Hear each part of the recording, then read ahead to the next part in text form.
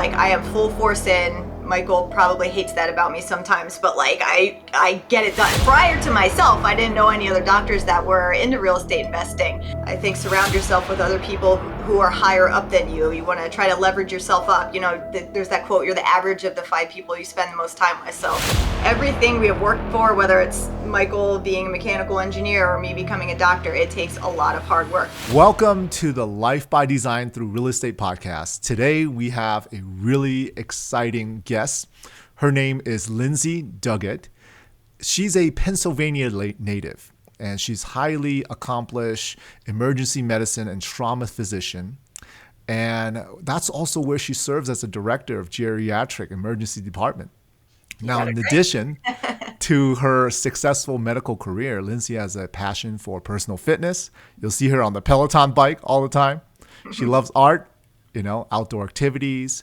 Alongside her husband, Michael, she began her real estate journey in 2018. Am I right? You're right. You got it. 2018, right? They founded Duguet Estates and Clover Key Capital. That's right. Now, as a mother of how many kids?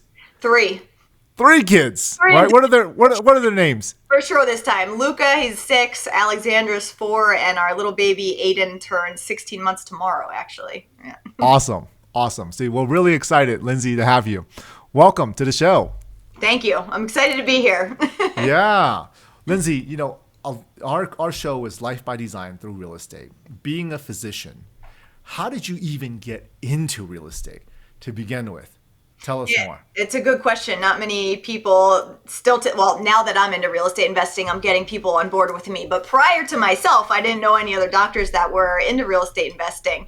When I was in residency, everybody was pretty stock heavy, which is what I had just been surrounded by and what I knew.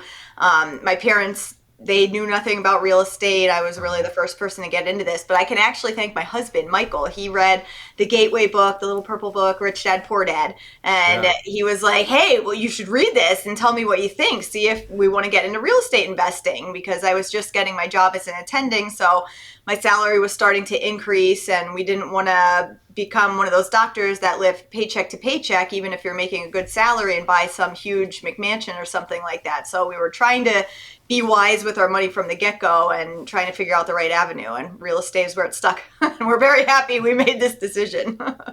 Now, at the beginning, was it tough? Was it like, other doctors were asking you like, what, Lindsey, what are you doing? You're doing, night shifts, and then during the day you go talk to people. How did that get started? It's not tough just at the beginning. It's still tough now. I just told you I've been working night shifts all weekend. So I got off at 7:30 this morning, did the Peloton, and now I'm doing this podcast with you. I had to shower. I didn't think you wanted to see me in my Peloton attire. So I gave you that grace. And I'll probably take a couple hours nap in the afternoon here. But yeah, I mean, for sure, at the beginning, everybody thought I was crazy. They thought I was going to lose all our money. Now that they see how much money we are making, we started to do some kind of syndication deals, and a lot of my colleagues are actually now on board as limited partners with us. And the light bulb's going off for a lot of people, and they realize I'm not the crazy one. They're crazy if they don't do it with me. Yeah, they're crazy now if they don't do it, right? Exactly, yeah. Now, how have you been able to balance that with your family, and work, and now doing real estate? Now, with 3 kids, not easy. It's not easy at all. I mean, I'm a great believer in you make time for what's important to yourself. I mean, you can always make excuses that you don't have enough time. Everybody has the same 24 hours in the day. If you want to spend 8 of it binge watching Netflix, that's your prerogative. That's not me. I want to cram in as much as I possibly can, good action steps, some, key performance indicators, so that we can actually get stuff done. When you first got started, how did you learn how to do it?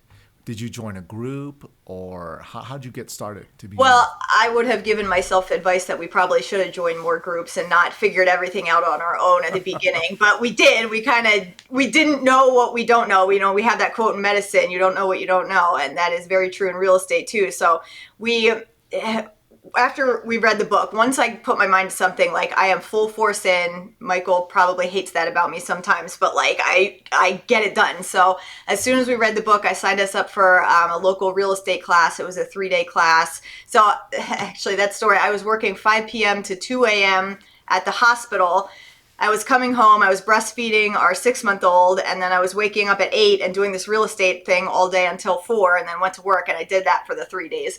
But we learned a Wow. lot. We learned about leverage, and one of the big things they said, you need to get around other people, go to local meetups. So we went to a local meetup, and that's how we actually found our first real estate deals. They were off market from another local guy who was kind of burnt out from these properties, and we bought them sight unseen, and they worked out eventually, but had we known the site, we would not have bought. What was the hardest thing about that first deal? There were a lot of, I mean, we truly did not know what we were getting into. We were told that they were vacant. They were not. There were some squatters in the first house. We Oh, literally got the keys, like we signed the deed. We drove an hour to the next county over to see, and we turned the door and we heard, "Mom, somebody's here." And we were like, "What do you mean, Mom, somebody's here?" And we walked in and the pipes had been cut. So this guy had not told us that these people were in there. He tried to get them out, so the electric was off, the pipes were cut. There, it was in complete disarray. So we had to get those people out. We found a local contractor, and we're trusting. He said, "Oh yeah, just give me the money up front so we can get going." Guess what? Money we did not see again after we paid him up front. So, did he ever come back to do oh no, any there's work? there's still a warrant out for his arrest right now. So yeah. Oh my Yeah. gosh. But we found other people. We put our heads down, and we actually, ironically, on Wednesday in 2 days, we are selling these 4 properties, the first 4 that we've had since the beginning. And we're doing a Wow. 1031 exchange. So this is like full circle here this week. Yeah, yeah, that's exciting. It is exciting. We've learned a lot. It's been a couple years. They've actually, ironically, been some of our best cash flowing properties, but it's time to let them go. Okay, Yeah. okay, that's awesome. What is you say that was a big learning step, right? The first property. What are some big challenges that you guys went through that you believe first time investors need to know about? Like, say, top 3 things. Um, Factoring in all the costs, even wholesalers, we still get a lot of emails from wholesalers saying, "Hey, this is a great deal. Hey, the ARV is going to be," and they put some number. They say the construction cost is going to be this number. And then you ask, "Well, where did you get that from?" And they're like, "Oh, I don't know. I just think so." But they didn't include like taxes, insurance. I mean, you need to factor in all the cost, and otherwise the good deal is not going to be so good anymore. You're going to be underwater really quickly. So Yeah, definitely factor in cost is a big one. Learn from other people. I think surround yourself with other people who are higher up than you. You want to try to leverage yourself up. There's that quote, "You're the average of the 5 people you spend the most time with." So spend time with people that know more than you so you can get up to their level. I think that's really important, and don't give up. I mean, we could have given up the very first minute we turned the door and there were people in the house, but you don't give up. You're going to have bad experiences with every deal at some point, but just keep going. and now that you've been doing it for Uh, 4 or 5 years, mhm. what are some of the different challenges now compared to what you faced before? They're bigger projects, so there's more money on the line. The first ones we bought were $2,500 per house. 2 houses Wow. for $5,000. But they were in like a D-class neighborhood. I mean, as you can tell from that story. Now we're closing much bigger syndication deals. We closed on December $16.4 million. It's not $2,500 anymore. That's like not even the escrow money to put down to hold. So Right, right. So there's more at stake now. there's more at stake, and it's not just our money. At the beginning, the first couple of years, it was just Michael and I. So if we lost the money, it sucked, for us and our family. But these are other investors trusting us with their money. So to me, I take that with a lot more responsibility than even when it was just our money. Right. How involved do you get with the syndications and the deals now that you do? Yeah, so Michael, my husband, I keep mentioning Michael, he's obviously not here today, but both of us are very, very active in real estate. He used to be a mechanical engineer when I met him when I was in medical school. He has since quit that, and he does our real estate full time. So he's the real estate professional status. I'm the the mom, the doctor, plus doing real estate on the side. So we joke that I'm more of the front end. I'm the person that likes to really talk to other people, do these podcasts. He would not get on here. I told you in the email, I think it's just going to be me and not Michael. We started a meetup. I'm the one that speaks at the meetup. He's like, I'll help to plan it. I'll do the tech and the logistics, but I don't want to be the one. Don't put me up to speak. I'm the one that likes to find and negotiate the deals. And then once I buy them, I'm like, all right, now you take care of it, Michael. Make it pretty for me. So Yeah. I'm kind of more the front end, the investor relations, bank and broker relationships, really getting the ball rolling to find the deals. He's really the guy that helps to, at the beginning, we kind of bought all these properties, but then didn't have enough capital up front to pay an adequate contractor to do it. So he went from the guy who barely knew how to change a light bulb to now he's like digging sewer pipes to change them and changing, everything from floors to electric, plumbing, all kinds of stuff, which he doesn't want to be that involved anymore. But it was a lot of learning. He does all the asset management, all the finances. He is our big underwriting guy. So his mechanical engineer brain, he has these crazy spreadsheets, and I don't even know how he gets all the calculations, but he does them and he tells me if it's a good deal or not. And I trust him, and it, knock on wood, has not failed yet. Yeah. So it seems like you guys really complement. We do. We have different roles, different talents, but with the same vision. Right. How is it at home with the kids? How do you guys divide and conquer with 3 little ones? Yeah, it depends on the day. I mean, this weekend I didn't get to see the kids too much, other than when the baby came in the room to wave hi. I was telling you about that story earlier. So like tonight he has soccer, so I'll be in charge of them. It changes day by day. Some of my shifts are day shifts, afternoon, evenings, nights, and every week is different. So we're very adaptable. We have to be, and we just kind of go with the flow. But it's tough some days. It's really tough. Our family doesn't live like right here. My family's about an hour away, so it's close enough that they can come for the weekend, but not close enough that we can be like, hey, the kids are driving us nuts this minute. Can you come help? Right. Has your family, what did they think about you investing in real estate? At the beginning, were they like, oh, that's crazy, that's a scam? That's what I've heard. What about you? So it's funny you say about the scam. When I started the real estate investing, and even to this day, even the LPs, the other doctors that are doing it with me, there's a joke at work. They call it my pyramid scheme. And they know it's not, but that's just what they joke about.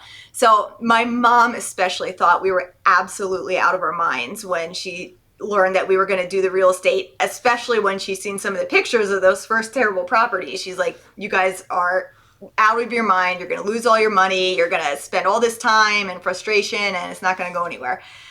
Now that we have almost 400 doors, now she's like, oh, could your contractor come help do my bathroom this weekend? And she's loving it now. Yeah. She's on board.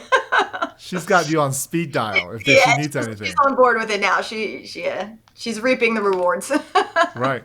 What is your ultimate, or what is the ultimate why that you and Michael are doing this? Obviously you guys are both in great careers, very successful careers. And what's your drive to doing real estate?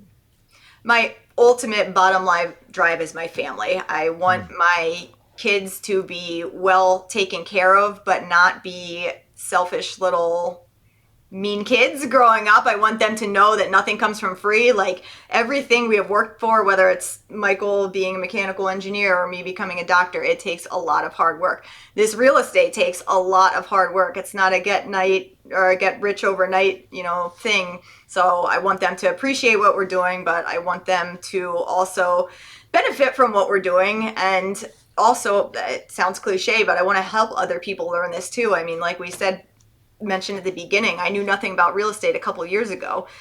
Many people don't. So I like to share this. I mean, we're doing these meetups for free just for education, not selling any of our syndication deals there. So I think it's a great thing to learn about for people, whether they just house hack and buy a duplex instead of, buying some huge house to live in and again, living paycheck to paycheck. But it's a very, very valuable tool when used correctly.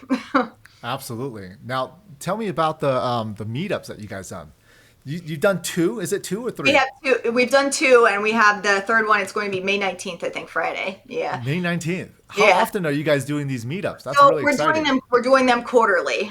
There's, as you can tell, I have a lot on my plate. If I did them monthly, I'd either do three and be done because I'd run out of steam, or they wouldn't be very good quality. So I'm trying to go with quality over quantity and really put, a lot of good education and get a lot of good people there for the networking.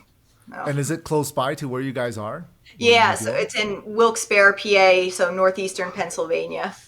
Okay. Okay, that's awesome. One of these days, I got to come out to one of them. You're on the other side of the country, but there's a lot of fun things we can do around here, Alex. There really is. Yeah. Helen's always talked about seeing the Northeast during the fall season. It's very pretty. There's some really cool train rides that go right around our house. A lot of good hiking, waterfalls and stuff. So yeah. Oh yeah. Well, I'll sell you to come visit in the fall. Right. Well, that's another offline podcast conversation. Absolutely. Absolutely. Now, going back to the kids, Yeah. That's one of my goals is to make sure that my daughter understands that what we do is hard work and how we got here is not easy, right? Yeah. How would you, as your kids are getting older, right? Say they're like 12, 15 years old. What do you think you're going to do to be able to push that? Because you are so successful now. I can't imagine in 5, 10 years what you're going to be like. How do you make sure they see what you've done to get to where you are? Yeah, I journal, so I think I'd like them to read some of the day-to-day struggles at some point. Michael and I have already talked about, even the 6-year-old, the 4-year-old, they already help out around the house. That's like a needed thing. It's not like you get paid. We're not paying them, chore money. It's just you're part of the family. This is what you do to help out. What we did talk about doing for them, I forget where I heard this. It was in one of the real estate books I read. Instead of a traditional allowance, the kids got paid for each book they read a week. And whether that be real estate or Yes. some type of self-improvement book. And I was like, that's what we're going to do with the kids. I want them, they can get their allowance by reading, and we discuss as a family some type of educational book. And I love that idea. So Luca's in kindergarten. He's just starting to read in the last 2 months. We started reading like The Cat in the Hat. So it might be a Yeah. while, but Last year, I had Addie read the 10X rule, the Grant nice. Cardone 10X rule book. Yeah. And then she had to highlight her favorite sentence in every paragraph Oh, that that's he awesome. had. So I we love made that. sure she read the book. I love that. See, now I'm going to take that and add it to mine. Every book they read a week, now they're going to have extra from Alex Tam to highlight that in every book. Highlight. And they can thank you someday. There you go. There you go. 10 years later, you're the guy that made us highlight these freaking books. Yes. Exactly. That's awesome. That's awesome. So now, what areas are you guys focusing in when you are doing partnerships nowadays? What do you guys look for? And if someone were to say, "Wow, how do I start in real estate investing?" How should they be vetting the operators? Yeah, so that's a really great question. I think so. Two kind of separate areas. You have the GP side, the general partner sponsor side, then you have the limited partner. Limited partners, obviously, they don't have to do much at all during the deal. So really their hard work is looking at the numbers. So as a limited partner, you have to at least know what the basic terms like net operating income, the equity multiplier, the IRR. So you have to do some type of education to at least understand the numbers and is it a good deal or not. But then the main thing, even if on paper the numbers look good, you need to look at the GP team. I mean, even the best deal can be run into the ground and get foreclosed upon if the team doesn't know what they're doing. They don't have a good track record. So I think it's very, very, very important, whether it's a JV, you're going in as another GP on a syndication or as an LP, to look at the track record of the sponsors, talk to them, get a feel for them. Not everybody's going to have it and mesh exactly well, even if, they're all nice people. So I think you need to find a good team that you feel good with and try out a deal. That's it. You gotta try. Yeah. You gotta try them out, right? You can't get analysis paralysis. You got to, at some point, pull the trigger. Yeah, absolutely. Now, looking in the future, what are some things that you are looking forward to do, say, in the next 2 to 3 years? So personally, and then the real estate side, And through real estate, I will hope this helps me personally. I worked way too hard to become a doctor. 4 years of college, 4 years of medical school, 3 years of residency. I put Uh-huh. a third of my life into becoming a physician. I don't want to give that up, but I want to do it on my terms. Everybody wants to work because they want to work, not because they have to work. So real estate is starting to help me get there. I still need my W-2. I still am right now full-time at my W-2, but I've stopped moonlighting to pick up extra shifts in the last 6 months, which is huge for me. So I would like to, my ultimate goal in the next year or two is to go down to halftime. So that halftime in my job is 6 to 7 shifts a month. So that leaves a lot of time for real estate, family, kids. We want to start to travel more. My husband is from France. His whole family still lives there. So we'd like to start getting over to see his family more. Relatives are starting to get older and the kids are growing quick. So we want to be able to do that. As well as we start to get these real estate deals throughout the country now, we want to start going to visit those places more, getting to know the area. I mean, that's a great thing about real estate. You don't have to invest just in the backyard. You can live where you want and invest where the numbers make sense. Yes. Have you visited the Indianapolis property that we're partners on? We have not yet, but we would like to this summer at some point. I There you go. don't want to go in Yeah, the we winter. just I went feel like there. that's probably not the best time in the winter. It was good to see. Yeah. One of these days, we should go there and head out there. It'll be Yeah, good. we have to have a Yeah. JV, JV date in the summer there. Everybody hang out.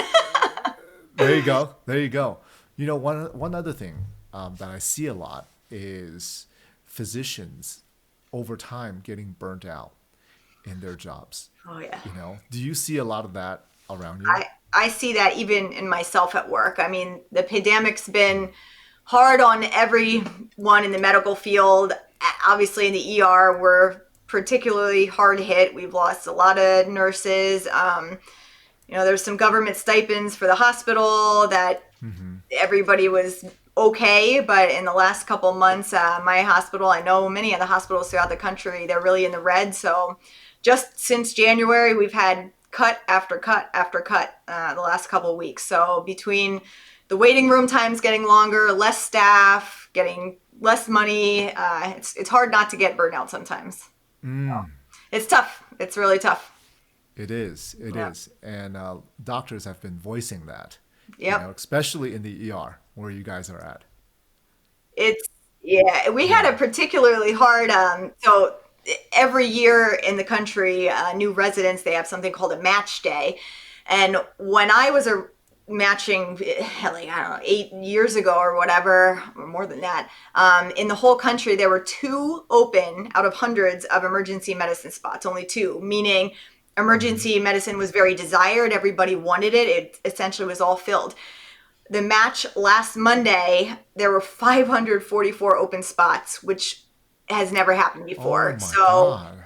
it's unheard of. It's scary, and it just shows that EM has taken a beating, and the med students know it. It's a Right. tough field right now. I mean, I still like it most days, but there are some days that it's a little tough right now. It's a little tough. It's a little tough. Yeah. It wasn't, the shifts weren't too bad this weekend, so. Good. Good, good, good. Yeah. Well, as we wrap things up, I'd like to finish with some last minute questions. These are going to be like 30-second, 60-second type responses that I'm going to ask. Okay. So the first one is going to be, if you were to wake up tomorrow and being the entrepreneur you are, everything's gone, business is gone, you can't work, you have $1,000 and a laptop, what would you do? $1,000 and a laptop. All right. I would probably go on to, we use RE Prop Finder and look to see if there's any like houses on foreclosure, or use Launch Control and send out a text campaign and start targeting some people to see who wants to sell off market for seller financing, so I can get something with no money down and restart the whole business. There you go. Awesome. Awesome. Thank you. What keeps you up at night? The kids, because they physically wake me up. But besides that, with them crawling into the bed at 2 a.m. saying, "Mommy, I'm cold," thinking about what I'm going to do the next day in like a productive way. Like this weekend working night shift, I had insomnia. It's during the day though, because obviously I was working all night, and I had some investor calls later that afternoon at 5 o'clock. And I was so excited to talk to these investors. I couldn't sleep because I was just so excited and full of energy. So it's not always a bad thing that I can't sleep. Sometimes it's too much of a good thing, and I just can't shut my brain off. Awesome. What are 3 misconceptions about you when people first meet you? People think that I have the best life, which I don't. I mean, they see, okay, I'm a doctor. She's kids, a husband. She's very successful in real estate. I guess they don't think I have bad days, and I do. I most certainly have bad days. So that's a misconception. Another misconception and a pet peeve of mine is they think it comes easy to me, or they think I'm lucky. And I hate that because it's not luck. It's a lot of hard work. So that's a misconception. And the third one is that, I don't know. Sometimes people say, oh, what can't you do? And there's so many things I can't do. I can't sing. I can't cook very well. So there's a lot of things I can't do. I still don't know French. I'm not fluent after being with Michael for 8 years. So yeah. Awesome. Thank you. Now the last one is, what does a ideal day look like to you right now? A perfect day to me would be not working at the hospital. That would be, so a day off clinically, I would say. To be able to have my kids sleep in, wake up, everybody's happy, nobody's sick. Everybody's been sick, I feel like, with some virus this whole winter. To be able, so Michael's home, have some type of a family day, have one of my parents come up here so we can spend some time with them. Probably do some type of productive thing. I love talking with other people, like investor calls. So at least get 1 or 2 of those calls in. Michael, cook me a good dinner. That would be great. Yeah. Michael better watch this. Maybe. Yeah. Oh yeah. I'll make him. And maybe end the night with a glass of champagne to cheers. That's our favorite drink. There you go. Well, Lindsey, thank you so much for providing a lot of value on this podcast. For other doctors, investors out there, how would they reach out to you? So we have our website, I guess it's backwards, cloverkeycapital.com. Or you can find me on Facebook. I answer messages and text very well. So Lindsey Duguet, my name, yeah, right there at the corner. I'm the only one with that name in the world. So there you go. You won't have to scroll through a bunch of people with that name. Right. Unless somebody copied my profile and there's a fake one. And if there is, let me know. Lindsey, thank you so much for being on the show. Thank you for having me. It's Absolutely. Good. And I hope you come visit us in the fall here. We'll take a train ride together and hang out. We need to. Helen and Eddie would have a good time. Oh, absolutely. 100%. We still need to Lindsey. California too. Yeah. You got to come out. So to this day, I've traveled so many places in the world. I have never been to California. Never been there. Never been. And was it Michael's, one of his best friends is out here? And my best friend. And your best friend. Your best friend. Who lives in LA. One of his best friends in our wedding lives in LA, and I have never been to California. So that should be, you know what? That's going to be on my vision board. Maybe for Q2 or 3. This is the year. We got to make it happen. I feel very grateful to have Dr. Lindsey hop on our podcast here and go over what she has done to get to where she is today. For more videos like this, click here and here, and don't forget to subscribe and get notifications. Hit the bell now.